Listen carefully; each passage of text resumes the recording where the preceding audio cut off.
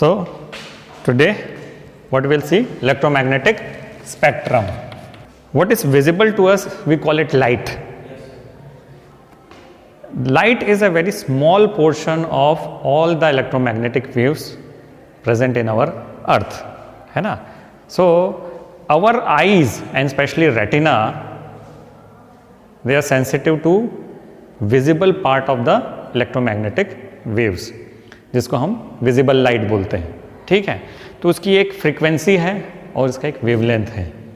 उस frequency range में अगर कुछ भी चीज़, कोई इलेक्ट्रोमैग्नेटिक वेव है तो हमको दिखेगा, और उससे ऊपर या नीचे हो गया तो हमको नहीं दिखेगा. तो व्हाट इज इलेक्ट्रोमैग्नेटिक स्पेक्ट्रम? तो total different types of electromagnetic waves, they are arranged in an order of their either increasing frequency or decreasing frequency, या increasing wavelength या decreasing wavelength. So that is called electromagnetic spectrum. So according to your book, what is the definition? The orderly distribution of electromagnetic waves in accordance with their wavelengths or frequency into distinct groups having widely differing properties is called electromagnetic spectrum. ठीक है? Now if we say कि मैंने एक scale लिया इधर और यहाँ पे फ्रीक्वेंसी प्लॉट किया, क्या करें? फ्रीक्वेंसी क्या? ठीक, एक उसके बगल में ही एक और स्केल लिया और यहाँ पे क्या प्लॉट किया? Wave length. ठीक है? तो अगर मैं नीचे से ऊपर जा रहा हूँ, suppose if I am going from bottom to top, the wavelength is decreasing. अगर मैं ऐसे जा रहा हूँ तो wavelength is decreasing. That means longest wavelength किधर है? लॉन्गेस्ट वेव लेंथ वाला इलेक्ट्रोमैग्नेटिक वेव किधर है? इधर है. और सब ऊपर जाऊंगा तो शॉर्टेस्ट वेवलेंथ वाला मिलेगा, है ना? और फ्रीक्वेंसी इधर अगर मैं गया तो सबसे मिनिमम फ्रीक्वेंसी. फ्रीक्वेंसी का मतलब क्या है? ऑसिलेशन पर सेकेंड, है ना? This to and fro motion per second. तो नीचे जा रहा हूँ तो सबसे मिनिमम फ्रीक्वेंसी है, और जैसे जैसे जैसे जैसे ऊपर जाएंगे तो फ्रीक्वेंसी इंक्रीजेस. तो इधर क्या है? Frequency is, if I am going up, increasing. अब उसको अब आपके में स्केल दिया हुआ है, स्केल 10 से लेके 10⁻23 दिया है क्या? 10 से लेके 10⁻23 इतना इलेक्ट्रोमैग्नेटिक वेव्स हैं. इसके बारे में हम थोड़ा जानते हैं, उसकी प्रॉपर्टीज़ को जानते हैं और सब जानते हैं. ठीक है? इसको डिफ्रेंशिएट कैसे करते हैं? डिफ्रेंशिएट कैसे करते हैं इसको?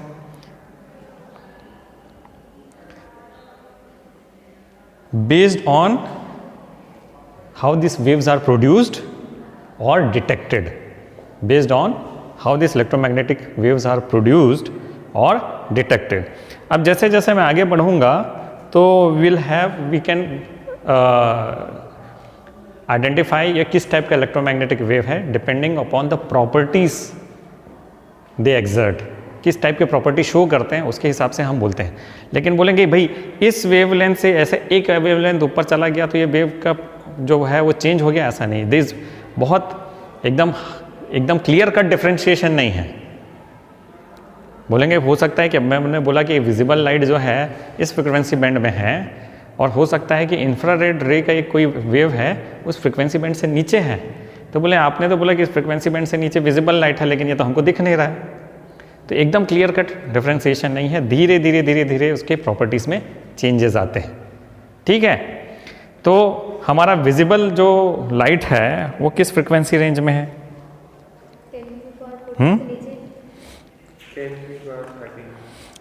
विजिबल रेंज होता है 400 nanometre to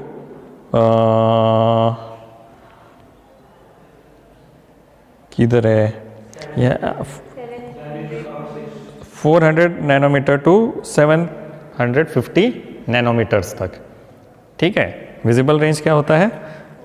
400 nanometer to 750 nanometer. This is the wavelength. What is that?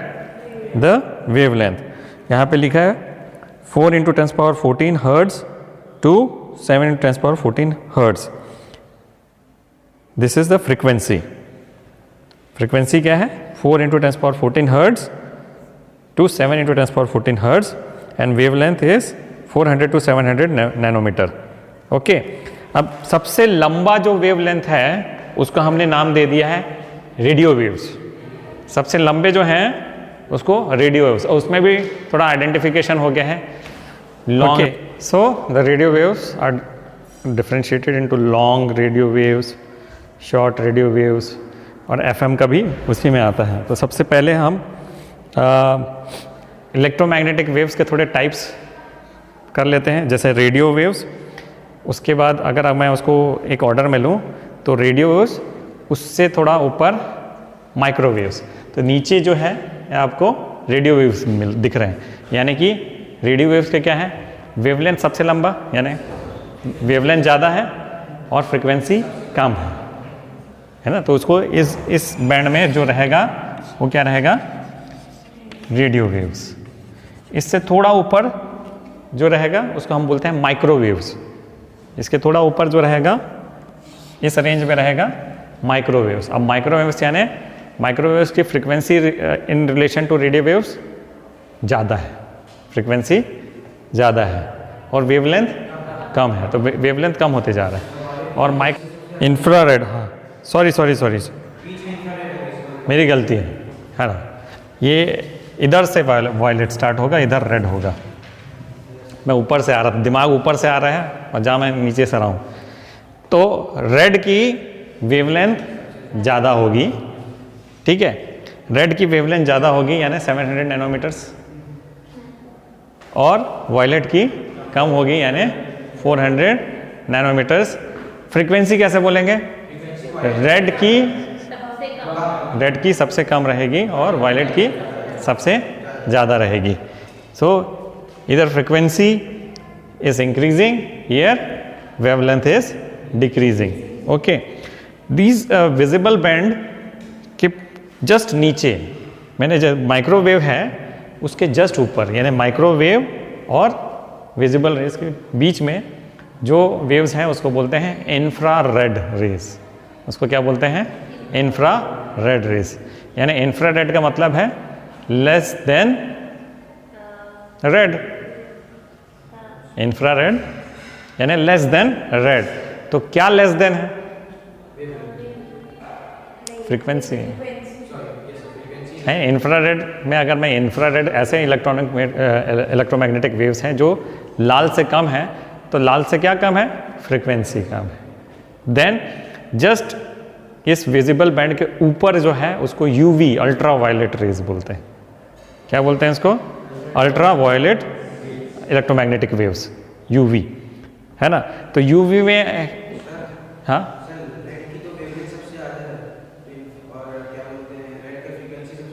हाँ, मैंने बोला क्या कम है. अगर इसके नीचे जो विजिबल स्पेक्ट्रम के नीचे अगर कोई इलेक्ट्रोमैग्नेटिक वेव्स हैं और इसका नाम ने हमने रखा है इंफ्रारेड, तो इंफ्रा यानी लेस देन रेड.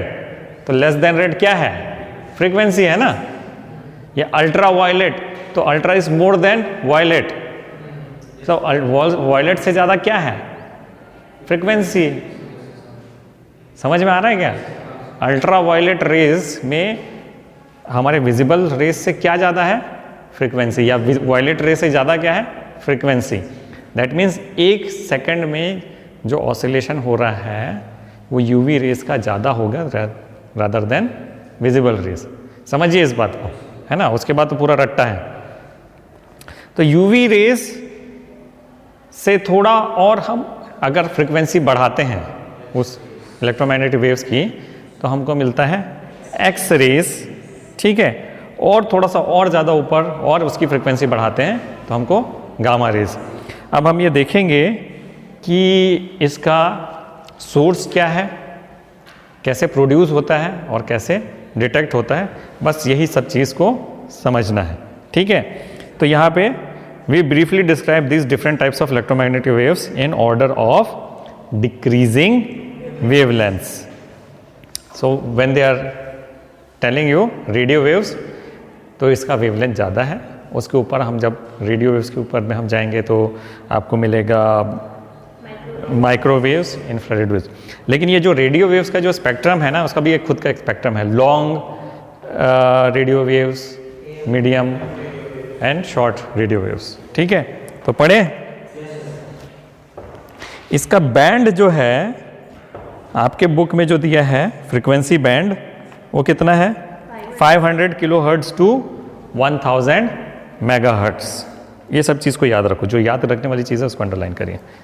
बैंड क्या है? फ्रीक्वेंसी रेंज क्या है? 500 kilohertz to 1000 megahertz. Wavelength band कितना है? 600 मीटर टू 0.1 मीटर। 600 मीटर किसका? लॉन्ग रेडियो वेव्स का है। ठीक है, और सबसे छोटा रेडियो वेव जो होगा वो आएगा 0.1 मीटर। ठीक है, अब बहुत सारे टाइप के रेडियो वेव्स होते हैं, जैसे एक कुछ होता है AM बैंड बोलते हैं, यानी एम्पलीट्यूड मॉड्यूलेटेड, है ना। देन FM बैंड, ये क्या होता है? Frequency modulated. ठीक, तो अब इसमें देखेंगे तो AM बैंड है, उसका फ्रीक्वेंसी रेंज क्या है? 530 किलोहर्ट्ज टू 1710 किलोहर्ट्ज, है ना। तो हमारे जो FM रेडियो नहीं है, जो नॉर्मल AM बैंड के रेडियो चलते हैं, उसमें ये इस फ्रीक्वेंसी बैंड में काम करता है। समझ में आया? इस फ्रीक्वेंसी बैंड में काम करता है। ठीक है, और उसके बाद में FM बैंड जो होता है वो तो आपको मालूम होगा, 88 से 108 मेगाहर्ट्ज। 88 मेगाहर्ट्ज से 108 मेगाहर्ट्ज, इसमें हमारे FM रेडियोस काम करते हैं। इस बैंड में किस है? FM radios. फिर अपना टेलीविजन सिग्नल है ना, 54 मेगाहर्ट्ज टू 890 मेगाहर्ट्ज। तो और 54 से थोड़ा ऊपर और भी रहता है तो उसको शॉर्ट वेव बैंड्स बोलते हैं। उसको क्या बोलते हैं? Short wave bands. ठीक है, और जो सेल्यूलर फोन जिस फ्रीक्वेंसी बैंड में काम करते हैं उसको बोलते हैं अल्ट्रा हाई फ्रीक्वेंसी, UHF। क्या बोलते हैं उसको? है ना, अल्ट्रा हाई फ्रीक्वेंसी। लेकिन ये बहुत हाई फ्रीक्वेंसी नहीं है, अभी तो इससे भी हाई फ्रीक्वेंसी वाले इलेक्ट्रोमैग्नेटिक वेव्स हैं। ये नॉन विजिबल में, है ना, अल्ट्रा हाई फ्रीक्वेंसी बैंड है। अब ये प्रोड्यूस कैसे होगा? By varying the current and charges. कैसे? वही तो मैं बोल, LC ऑसिलेटर सर्किट से। कैसे प्रोड्यूस होगा? LC ऑसिलेटर सर्किट से। सो सोर्स क्या है? Accelerated motion of charges in conducting wires, या तो कंडक्टिंग वायर्स में अगर वो ऐसा फ्लो करते हैं, या फिर LC ऑसिलेशन सर्किट से, ऑसिलेटिंग सर्किट से प्रोड्यूस होता है। ये सोर्स है ना। इसको डिस्कवर किसने किया था? मार्कोनी ने। मार्कोनी इन 1895। ये नोट्स में दूंगा आप लोगों को, ये सब चीज़ है ना। अच्छा, ये कौन से ये प्रॉपर्टीज़ को फॉलो करता है? The properties of reflection and refraction. ये प्रॉपर्टीज़ शो करता है, ये डिस्प्ले करता है। ठीक है, reflection and refraction. What are the uses of radio waves? Radio waves का यूज़ क्या है? Radio and television communication. ये रेडियो वेव्स है ना, हमारे जो सिग्नल है रेडियो वेव्स सिग्नल ही होते हैं। ठीक है, तो ये radio waves radio and television communication system में काम करते हैं। और एक चीज़ और है जिसको बोलते हैं हम रेडियो एस्ट्रोनॉमी। तारे वारे जो भी खोजने वजने वाला काम है ना, तो जो टेलीस्कोप यूज़ होता है, एक होता है ऑप्टिकल टेलीस्कोप और ये दूसरा होता है रेडियो टेलीस्कोप, है ना। तो हम ये रेडियो एस्ट्रोनॉमी में यूज़ करते हैं उसको। ठीक, क्लियर? आगे बढ़े। माइक्रोवेव का नाम तो बहुत सुना होगा तुम लोगों ने, सुना है कि नहीं सुना? किसी घर है माइक्रोवेव? नहीं है। चलो, माइक्रोवेव में क्या होता है? अगर सुना नहीं हुआ, केक बनता है। चलो ठीक है, हाँ, गरम कर सकते हैं। और कुछ, यानी खाना पका सकते हैं, गरम कर सकते हैं। अच्छा, एक चीज़ आपको मैं बताऊंगा, अगर आप लोग का माइक्रोवेव का एक्सपीरियंस नहीं है, आप लोग नहीं जानते हो, उसमें हम अंदर में अगर कोई मटेरियल रखें, जैसे कि सपोज करें नॉन कंडक्टिंग मटेरियल, तो क्या वो गर्म होगा? क्यों नहीं होगा? नहीं, तो उसमें एक चीज़ और बोलते हैं, जब भी माइक्रोवेव पढ़ाया था ना, उसमें बोलते हैं मेटलिक चीज़ को अंदर नहीं रखना है। मेटलिक चीज़ों को अंदर, यानी आपके स्टील के सामान, ये सब चीज़ को नहीं रखना है। हाँ, नहीं, वो उसमें एनामल्ड रहता है, चार्जेस फ्लो नहीं कर सकता उसमें। देखना आपने, उसमें ऐसा रहेगा, आपको वो स्टील के ग्लास में पानी गर्म करने नहीं बोलता, ये सब चीज़ नहीं बोलते, है ना, क्योंकि अंदर तो इलेक्ट्रोमैग्नेटिक वेव्स हैं। आपका इंडक्शन जो हीटर है ना, इंडक्शन हीटर देखे ना, वो इलेक्ट्रोमैग्नेटिक वेव्स की प्रॉपर्टी है।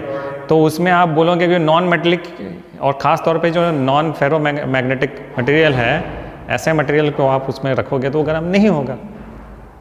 हाथ रख दो, ऐसे प्लेट पे हाथ रख दो और चालू कर दो इंडक्शन, क्या होगा?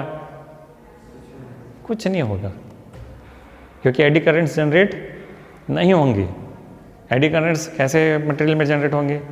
कंडक्टिंग मटेरियल जिसमें फेरोमैग्नेटिक होता है, प्रॉपर्टी है, वैसे में, ऐसे में नहीं होगा। तो माइक्रोवेव के अंदर में अगर मैं ग्लास रख दूं तो ग्लास को कुछ नहीं होगा, लेकिन ग्लास में कोई खाना अंदर डाल दूं तो उसमें कुछ होगा। माइक्रोवेव में खाना कैसे पकता है अभी हम थोड़ा सा डिस्कस करेंगे, पहले हम उसका रेंज देख लेते हैं।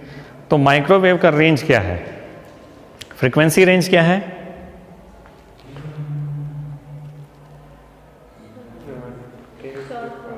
(10⁻⁹ हर्ट्ज टू 10⁻12 हर्ट्ज, यानी 1 गीगाहर्ट्ज तक का फ्रीक्वेंसी रेंज है इसका, ठीक है, with frequencies in the gigahertz. ठीक, तो फ्रीक्वेंसी याद रखिए 10⁻⁹ हर्ट्ज, यानी 1 nano hertz to 1 gigahertz. Frequency range क्या है? 1 nano hertz to 1 gigahertz. Wavelength range क्या है? सबसे लंबा 0.3 मीटर और सबसे छोटा 10⁻³ मीटर, यानी कि 1 मिलीमीटर। 10⁻³ यानी 1 मिलीमीटर होता है ना, तो ये उसका वेवलेंथ रेंज है। कैसे प्रोड्यूस होता है? इसके स्पेशल वैक्यूम ट्यूब्स होते हैं। तो oscillating current in special vacuum tubes like klystrons, magnetrons and gun diodes, इससे ये प्रोड्यूस होता है। डिस्कवर किसने किया था? अगेन मार्कोनी ने। मार्कोनी ने कौन से प्रॉपर्टीज ये शो करता है? रिफ्लेक्शन, रिफ्रैक्शन, डिफ्रैक्शन, पोलराइजेशन, है ना, ये सब चीज़ें, ये प्रॉपर्टीज ये एग्जिबिट करता है। Due to their shorter wavelength they can travel as a beam of in a signal.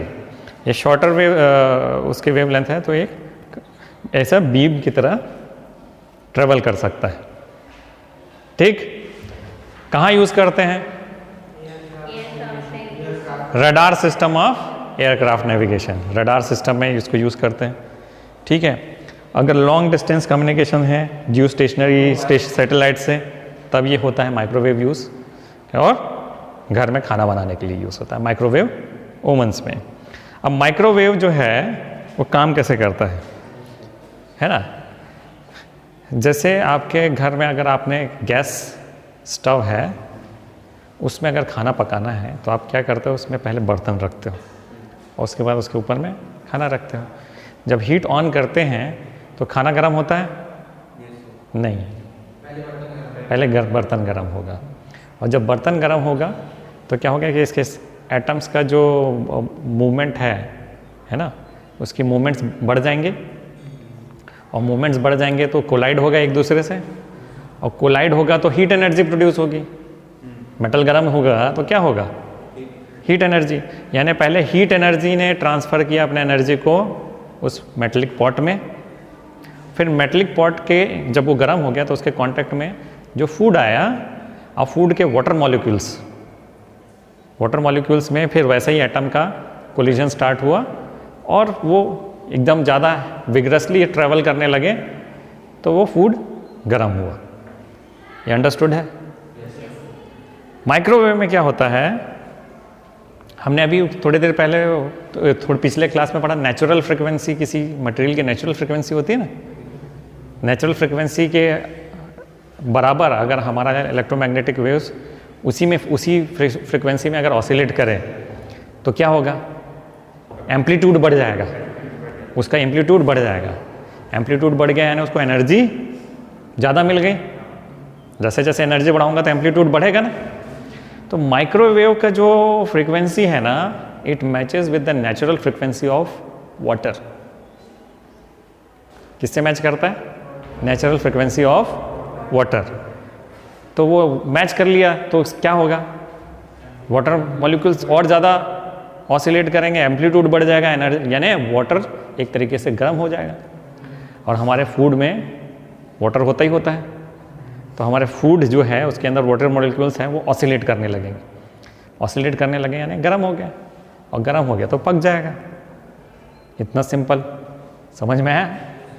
लेकिन जिस बर्तन में रखे हैं वो गर्म नहीं होगा, क्योंकि उसकी नेचुरल फ्रिक्वेंसी उसके मॉलिक्यूल्स की ऑसिलेशन की वो अलग है। लेकिन बर्तन में खाना गर्म हो जाता है तो उसका हीट ट्रांसफर हो जाता है। मैं जानता था ये क्वेश्चन आएगा। हाँ, क्यों निकालते हैं? क्योंकि खाना गर्म हो गया ना इतना। अब खाना गर्म हो गया, अब उल्टा हो रहा है। हम जब गैस स्टोव में रखते हैं तो पहले बर्तन गर्म होता है, फिर खाना गर्म होता है। इसके अंदर रखें तो पहले खाना गर्म हो गया, अब खाना बर्तन में रखा है तो गर्म हो गया। समझ में आया? मैं जानता था ये होने वाला है, ये आप क्वेश्चन करोगे ही कि ग्लव्स पहन के क्यों करते हैं। इंडक्शन में जब आप खाना बनाते हो तो जितना पार्ट कांटेक्ट में है वो गर्म होता है ना। इसलिए अगर आप उसमें दूध उबाल रहे हो तो अगर गैस में दूध उबाल रहे हो तो आपको एक कपड़ा लेना पड़ता है उसके वो जो बर्तन है उसको उतारने के लिए। लेकिन इंडक्शन में अगर दूध उबाल रहे हो तो ज़रूरत ही नहीं है, ऊपर से उठाया वैसे नीचे कर लिया। उसमें जो भी थोड़ी बहुत गर्मी आ रही है उस हीट उस बर्तन में, बिकॉज ऑफ द स्टीम, जो दूध गर्म करने का स्टीम है उसके कारण वो गर्म हो रहा है। या अगर आप ढक के खाना पका रहे हो तो लिड गर्म हो गया, उसके कारण बर्न। पकाओगे नहीं कभी इंडक्शन में, कुछ उठा सकते ना ऐसे। चलो, तो इसमें मैं पढ़ देता हूँ माइक्रोवेव ओवन को, थोड़ा सा आप समझिए इसको। The spectrum of electromagnetic radiation contains a part known as microwaves. These waves have a frequency energy smaller than visible light and wavelength larger than it. What is the principle of a microwave oven and how does it work? Our objective is to cook food or warm it up. All food items such as fruits, vegetables, meat, cereals, etc. contain water as a constituent. Now, what does it mean when we say that a certain object has become warmer? When the temperature of the body rises, the energy of the random motion of the atoms and molecules increases and the molecules travel or vibrate or rotate with higher energies. The frequency of rotation of water molecules is about 2.45 gigahertz. If water receives microwaves of this frequency, its molecules absorb this radiation, which is equivalent to heating up water. ठीक है? These molecules share this energy with neighboring food molecules, heating up the food. अब इसमें जैसा समझाया है उसको थोड़ा सा आपको समझना इसलिए डिफिकल्ट हो रहा है क्योंकि हम नेचुरल फ्रिक्वेंसी की बात नहीं कर रहे हैं यहाँ पे, है ना। तो यहाँ बोला कि वाटर जो है किस फ्रिक्वेंसी से मूव कर रहा है, 2.45 गीगाहर्ट्ज़। माइक्रोवेव को भी हम 2.45 गीगाहर्ट्ज़ का अगर हम उसमें फ्रिक्वेंसी दे देते हैं तो इनकी फ्रिक्वेंसी मैच कर गई तो क्या हो गया, एनर्जी ट्रांसफर हो जाएगा ना, एम्पलीट्यूड बढ़ जाएगा। और एनर्जी ट्रांसफर हो गया तो फिर उसका मूवमेंट और बढ़ जाएगा। Water molecules, water atoms molecules का अगर मूवमेंट और तेज़ हो गया तो गर्म हो गया। अब वो क्या किया कि ये जो गर्मी है वो ट्रांसफ़र करेंगे, इसके नेबर में फूड मॉलिक्यूल्स होंगे, वाटर मॉलिक्यूल के बगल में फूड मॉलिक्यूल्स, तो वो अपनी गर्मी उसको दे देंगे। गर्म हो जाएगा या पक जाएगा। ठीक, वन शुड यूज, अभी आगे बोलता है, one should use porcelain vessels and not metal containers in a microwave oven because of the danger of getting a shock from accumulated electric charges. Metals may also melt from heating.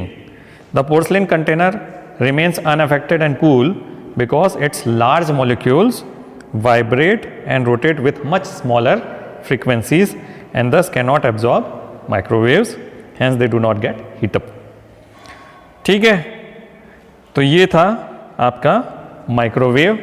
आगे बढ़ते हैं, infrared waves, इसका एक और नाम है, इसको heat waves भी बोलते हैं या थर्मल रेडिएशन भी बोलते हैं। माइक्रोवेव्स को, इंफ्रारेड वेव्स को क्या बोलते हैं? हीट वेव्स या थर्मल रेडिएशन। तो पहले तो इसके फ्रीक्वेंसी रेंज को समझें, है ना। तो फ्रीक्वेंसी है इसका 10⁻11 hertz to 5 × 10⁻14 hertz. Wavelength is larger than visible light. Wavelength इसका visible light से ज़्यादा है, लेकिन इसका frequency of oscillation visible light से कम है। Wavelength कितना है? 5 × 10⁻³ मीटर to 10⁻⁻6 मीटर। तो मैं यहाँ इसको बोल दूँगा 5 मिलीमीटर से 1 माइक्रोमीटर तक इसका वेवलेंथ, 5 मिलीमीटर से 1 माइक्रोमीटर या माइक्रोन, 1 माइक्रोन तक। ठीक, आपके जो बाल की थिकनेस है वो 30 माइक्रोन है, तो आपके बाल के थिकनेस से भी छोटा है इसका वेवलेंथ। समझ में आया? ठीक, सोर्स क्या है? कोई भी गर्म हॉट बॉडी उसका सोर्स होता है? Hot bodies and molecules, they are the source. And this infrared wave was discovered by William Herschel in 1800.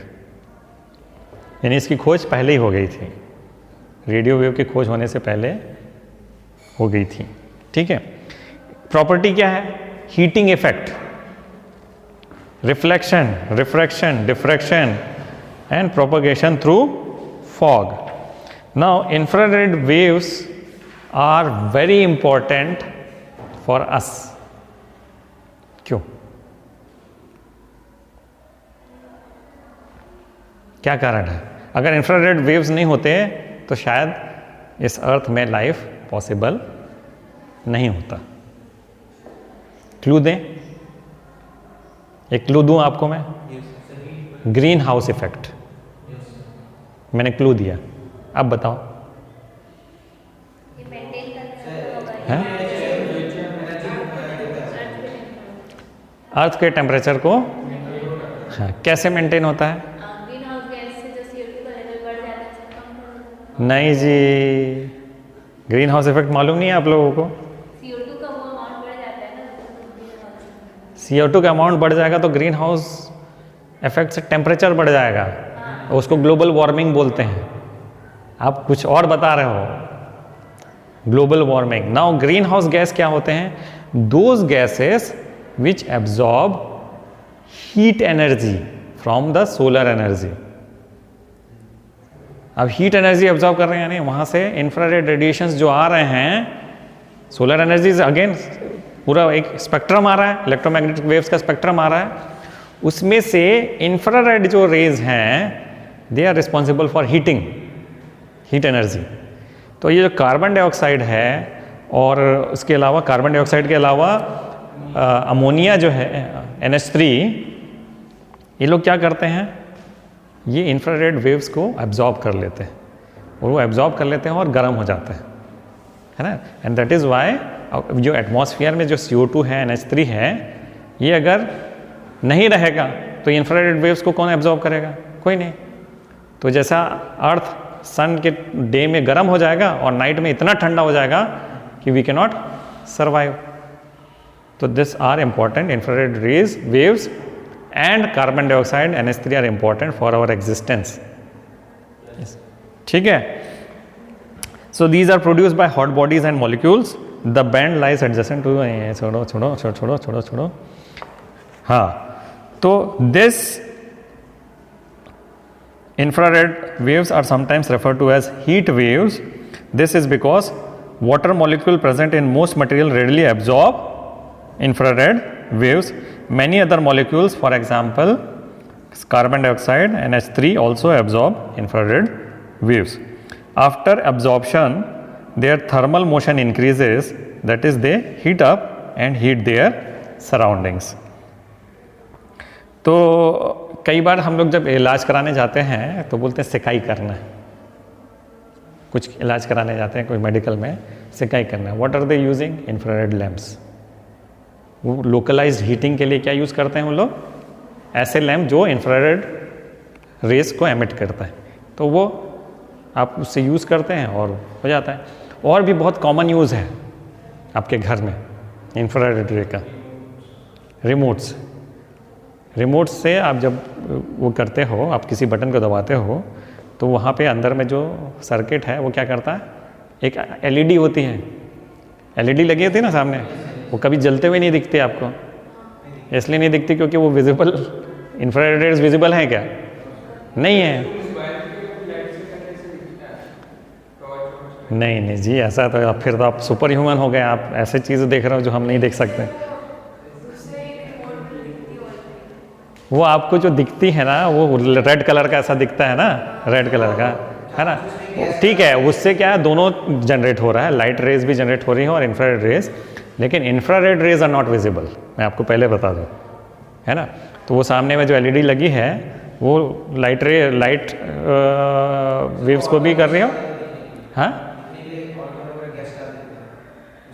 हाँ, इंफ्रारेड लेंसेज होती हैं, स्पेशल लेंसेज, पोलराइज लेंसेज होती हैं, जिससे आप कई बार क्या होता है ना, आप लोग तो बहुत पिक्चर देखते हो ऐसा ऐसा, है ना. तो कोई आदमी जा रहा है या कोई जानवर जा रहा है तो आदमी को ऐसे दिख नहीं रहा है, फिर वो एक ऐसा निकालेगा चश्मा और ऐसा पड़ेगा, हाँ वो आदमी उधर जा रहा है, ऐसा दिखते हैं. इंफ्रारेड ग्लासेस होते हैं वो. हाँ, जहाँ जहाँ हीटेड होता है ना तो वो विजिबल होता है. हैं, वो लाल लाल दिख टाइप का वो टिंटेड ग्लास दिखता है आपको, है ना. तो कई मिलिट्री में बहुत यूज़ होता है ये, है ना. जब सिक्योरिटी सर्विसेज में जो लोग होते हैं उनके पास में स्पेशल ग्लासेस होते हैं या बाइनोकुलर्स होते हैं. गन में भी होता है, इसके जो स्कोप होता है उसमें क्या रहता है, वह these are detecting what, they are detecting infrared rays. क्योंकि ये जो हीटेड बॉडी है, जैसे मैं अभी एमिट कर रहा हूँ, इंफ्रारेड रेज एमिट कर रहा हूँ, आप लोग एमिट कर रहे हो. लेकिन जब क्या हो जाता है, कोई अगर डेड बॉडी है तो वो एमिट नहीं करता. क्यों? We are not heating up, वो ठंडा हो जाएगा ना. कोई जानवर है अगर कहीं पड़ा हुआ है तो वो नहीं हीट करता. ऊपर से जैसे कि अब यूएस वाले ड्रोन से आतंकवादियों को मारते हैं, देखा है आपने कभी ऐसा? तो उन लोग क्या करते हैं, उनके जो ड्रोन है जो ऊपर उड़ रहा है, ड्रोन में यानी there is no human being, वो कहीं अपने अपने रिमोट से उसको ऑपरेट कर रहा है. तो उनमें जो कैमरास जो लगे हुए हैं वो कैसे कैमरास हैं? नॉर्मल कैमरा भी लगा होता है लेकिन आईआर कैमरा भी लगा होता है. तो आईआर कैमरा क्या करता है कि पूरे ग्राउंड में डिटेक्ट करता है कितने लिविंग थिंग्स हैं. तो लिविंग थिंग कुछ भी हो सकता है, ह्यूमन बीइंग भी हो सकता है, जानवर भी हो सकते हैं, है ना. तो वो फिर दे ट्राई टू आइडेंटिफाई कि जो सामने वाला जो है वो आदमी है कि जानवर है. और जैसे ही वो समझ में आता कि आदमी है तो फिर दे ट्राई टू आइडेंटिफाई कि ये नॉर्मल सिविलियन है कि टेररिस्ट है. ये सारा चीज़ जब उन लोग आइडेंटिफाई कर लेते हैं तो फिर ऊपर से ही उन लोग फायर करते हैं और सामने वाले को पता भी नहीं चलता कि कोई मेरे को देख रहा है, क्योंकि अंधेरे में है, रात के अंधेरे में चल रहा है. हम तो नहीं देख पा रहे हैं ड्रोन को, लेकिन ड्रोन देख रहा है बाय आवर आईआर वेव्स. ठीक है, तो मिलिट्री एप्लीकेशन भी है इसका. ठीक है, तो हाँ, this radiation is trapped by greenhouse gases such as carbon dioxide and water vapor. Infrared detectors are used in Earth satellites both for military purposes and to observe growth of crops.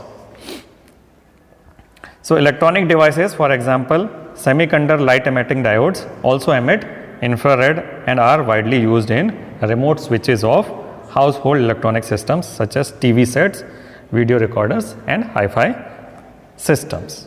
ठीक, अब infrared के बाद आता है visible रे. इसको ज़्यादा मैं बताऊंगा तो कम ही होगा वो बताना. हाई फाई सिस्टम यानी हाई फिडिलिटी सिस्टम, जो आपके म्यूज़िक सिस्टम होते हैं ना, म्यूज़िक सिस्टम होते हैं ना बड़े बड़े, जिसमें बड़े बड़े एम्पलीफायर लगे होते हैं और वो सब होता है, जिसमें वूफर लगा होता है, उसका एक नाम दे दिया है हाई फाई सिस्टम, है ना, हाई फिडिलिटी. ठीक, तो विजिबल क्या है? 400 नैनोमीटर से 700 नैनोमीटर. ये क्या है? वैल्यू क्या समझ में आया ना? एंगस्ट्रॉन.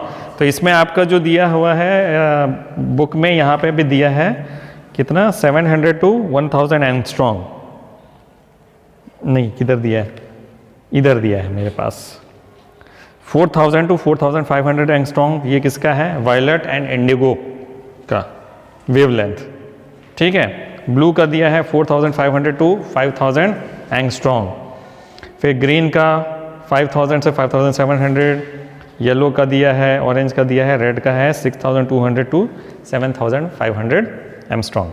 तो ये उसका वेवलेंथ है. फ्रीक्वेंसी इसकी 4 × 10⁻14 से 7 × 10⁻14 हर्ट्ज है. These are all visible light. ठीक है. तो प्रॉपर्टीज़ क्या ये करता है, शो करता है? Visible light reflection, reflection, refraction, interference, diffraction, polarization, photo electric effect, photographic action and sensation of light. Visible light का यूज क्या है? देखने के लिए. सिंपल है भैया, सबसे सारे वर्ल्ड का इंफॉर्मेशन हम देख के ही लेते हैं. तो so it provides us the information of the world around us. It can cause chemical reactions. आपके प्लांट में विजिबल लाइट से ही केमिकल रिएक्शन होता है. उस टोमेटा और ये सब चीज़ में, इसके अंदर में क्लोरोफिल है, वो कैसे एक्टिवेट होते हैं? Through visible light. ठीक. इसके ऊपर अल्ट्रावायलेट रेस या यूवी रेस, क्या बोलते हैं इसको? Ultraviolet light. वेवलेंथ है इसका 3.5 × 10⁻⁷ metre to 1.5 × 10⁻⁷ metre. Frequency is higher than visible light, 10⁻16 hertz to 10⁻17 hertz. Source क्या है इसका? High voltage gas discharge tubes. सन से भी अल्ट्रावायलेट रेज आते हैं.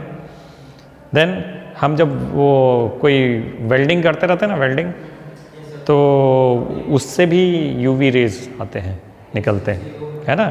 तो arc of iron and mercury ये भी होता है. तो कभी आपने वेल्डिंग करते हुए किसी आदमी को देखा है तो वो शील्ड यूज़ करता है ना. वो शील्ड के ऊपर में ग्लास लगी होती है.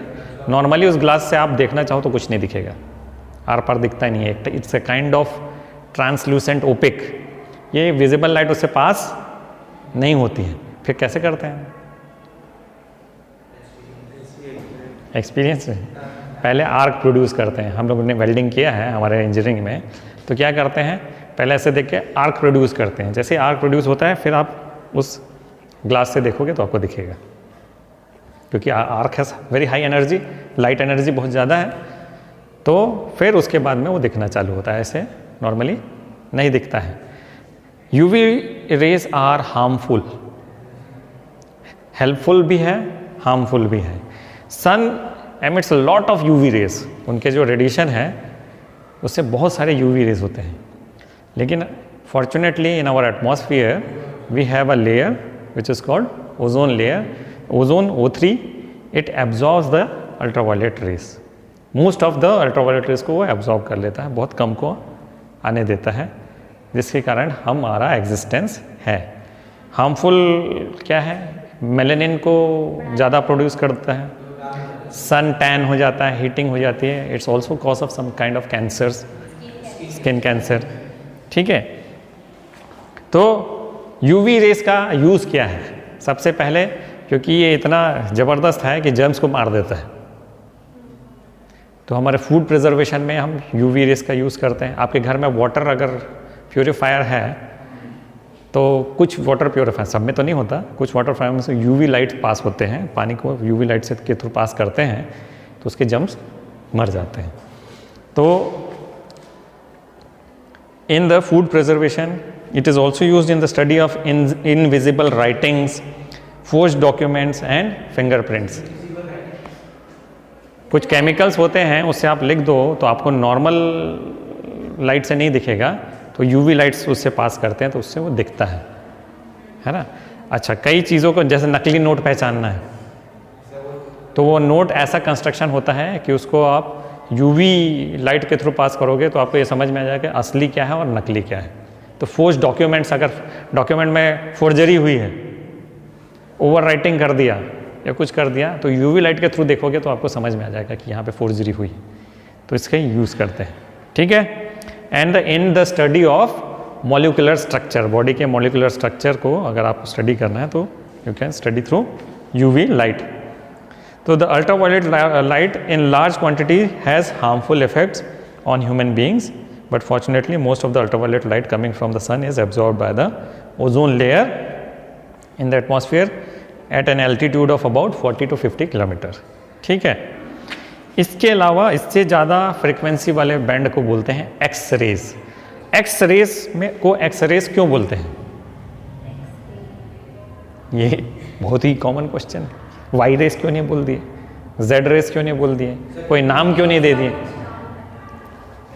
एक्स रेस को हम एक्स रेस क्यों बोलते हैं? हाँ, चल मैं आपको एकदम सिंपल लॉजिक बताऊंगा उसका। आप मैथ्स पढ़ते हो, अलजेब्रा पढ़ते हो, है ना, तो let the velocity of an object be X, ऐसा क्यों लिखते हैं? एज्यूम क्यों करते हो? एक्स ही क्यों एज्यूम? ए क्यों नहीं करते? बी क्यों नहीं कर लिया? सी क्यों नहीं कर लिया? एक्स का मतलब उस समय, हाँ चल तू बोल फिर मैं बता। नहीं, है ना, हमने हमारे पूर्वजों ने ये एज्यूम किया है कि जो अननोन है वो एक्स है। What we are trying to do, पहले उसको बोला कि भाई अभी तो नहीं मालूम इसकी वेलोसिटी, तो हमने बोला कि एक्स है। फिर थोड़ा सा कैलकुलेशन करने के बाद में हम पहुंचते हैं। तो जिस समय इसको खोज किया गया एक्स रेज का, तो इसकी प्रॉपर्टीज़, सोर्स और ये सब चीज़ें बहुत ज़्यादा इसके बारे में मालूम नहीं था, सिर्फ डिटेक्ट कर पाए थे इसको। तो बोला कि भाई चलो इसका नाम रख देते, बोला यार ज़्यादा कुछ मालूम नहीं है तो उसका नाम रख देते हैं एक्स रे। बाद में सारी चीज़ें पता चल गई, लेकिन जिस समय खोजा गया था उस समय उसको बोला एक्स रे। समझ में आया? तो इसको एक्सरे को एक्सरे इसलिए बोलते हैं कि उस समय उसके बारे में ज़्यादा कुछ मालूम नहीं था, और हम जब भी कोई चीज़ अननोन होती है उसको हम एज्यूम करते हैं X, that is Y.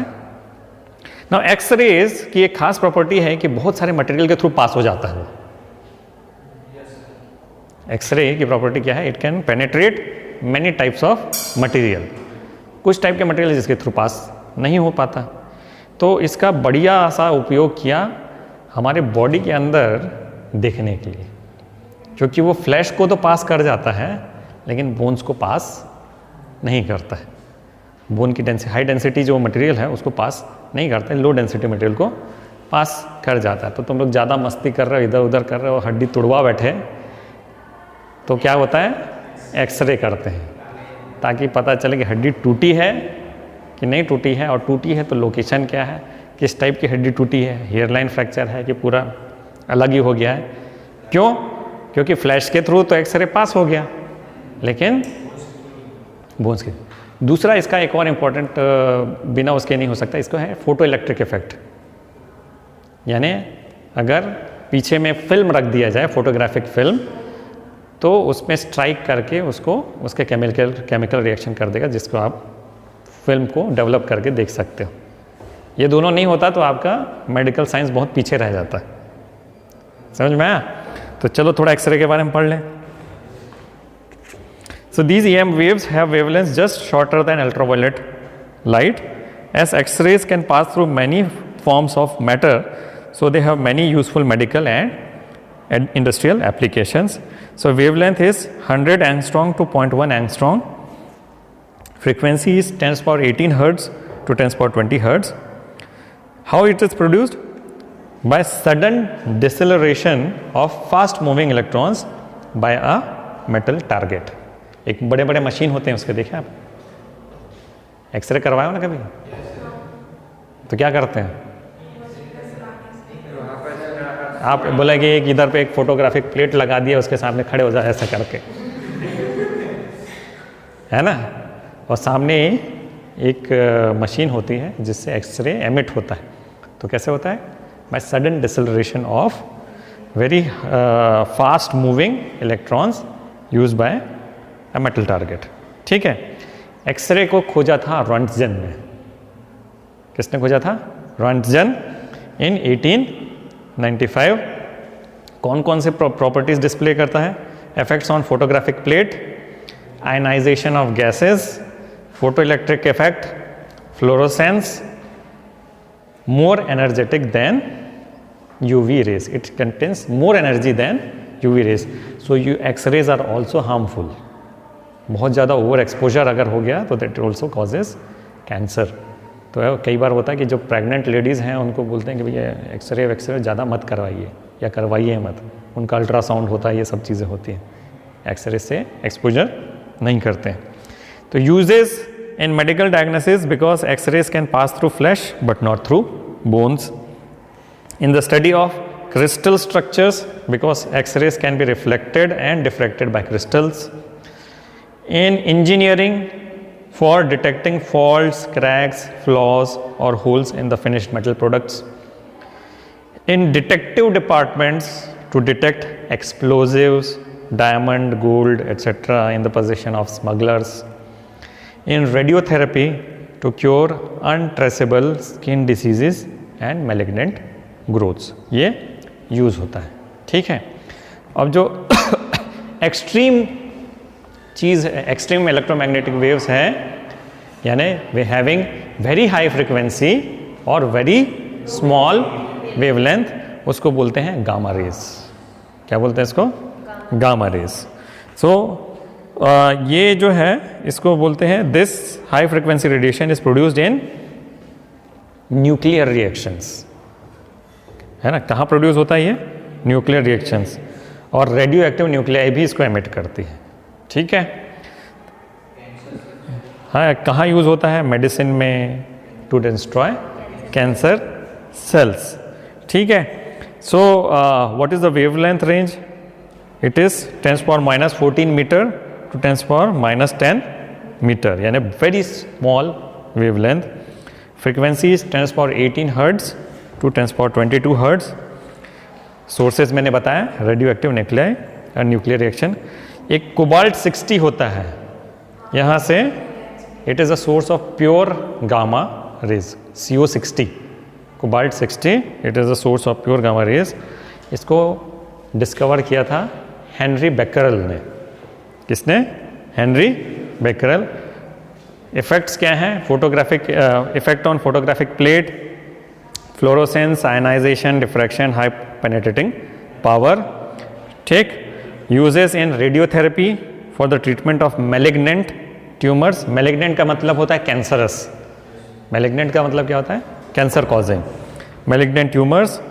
In the manufacture of polythene bags या polyethylene from ethylene, to initiate some nuclear reactions, to preserve foods stuffs for a long time using soft gamma rays that can kill microorganism, and to study the structure of atomic nuclei. इसमें use होते हैं gamma rays. ठीक. खत्म. चलो.